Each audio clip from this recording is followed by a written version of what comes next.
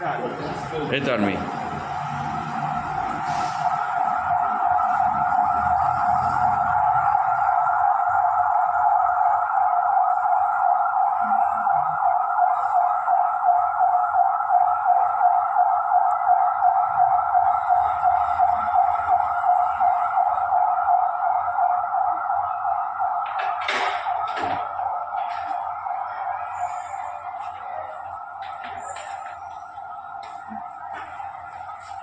এই জায়গাটা তো মেইন জেলা ডিসির অফিস।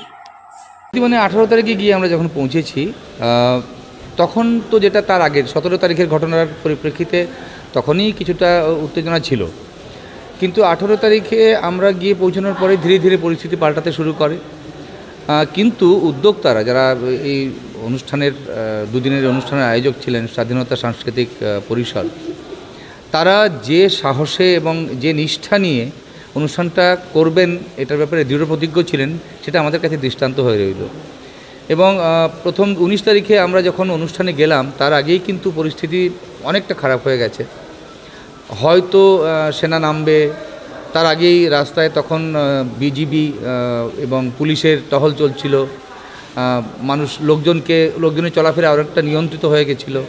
আমরা তার মধ্যেই আয়োজকরা আমাদেরকে পুরো সুরক্ষিতভাবে রীতিমতো এসকর্ট করে আমাদেরকে নিয়ে গেছেন অনুষ্ঠান স্থলে। অনুষ্ঠান যথাসময়ে 4টের সময় আরম্ভ হওয়ার কথা ছিল, সেটা হয়েছে 6টায়। এটা হয়েছে খানিকটা কাটছাট করে অনুষ্ঠান 9টার মধ্যে মোটামুটি শেষ হয়েছে। ততক্ষণে আরও পরিস্থিতি খারাপের দিকে যাচ্ছিল এবং শেষ অবধি রাত্র 9টা নাগাদ অনুষ্ঠান শেষ হয়। আমরা সবাই সংক্ষিপ্তভাবে যারা সেদিন অনুষ্ঠান করার কথা ছিল, আমার ছিল, সেদিন আমরা অনুষ্ঠান করেওছি। ফেরত আসার পথে ততক্ষণে পরিস্থিতি ভীষণ খারাপ হয়ে গেছে, মানে কারফিউ দেয়া হয়ে যেতে পারে, গুলি হয়েছে আরও অনেক জায়গাতে, এ সমস্ত খবর আমরা তখন পেয়ে গেছি। আমরা যখন হোটেল থেকে অনুষ্ঠানের জন্য বেরোচ্ছিলাম তার আগে পুলিশ, আমাদের হোটেলটা ছিল একেবারে শহরের কেন্দ্রস্থল বলা যেতে পারে, সেটা সিলেট শহরের অফিস পাড়া, যেখানে জেলা প্রশাসক, কোর্ট, জেলা প্রশাসকের বাংলো, পুলিশ প্রশাসকের বাংলো, এগুলো সমস্ত এই চত্বরেই ছিল। এবং পুরো জায়গাটা পুলিশ, আধা সামরিক বাহিনী এরা পুরো কর্ডন করে রেখেছিলেন। আমাদেরকেও ঠিক ওইভাবেই পুলিশের সহায়তায় আমাদেরকে আয়োজকরা নিয়ে গেছেন অনুষ্ঠান স্থলে। ফেরত আসার সময়ও সেভাবেই গাড়ির মধ্যে সামনে তাদের যারা ভলান্টিয়ার্সরা ছিলেন তারা সামনে বাইকে করে আমাদেরকে পুরো সুরক্ষিত পৌঁছে দিয়েছেন হোটেলে।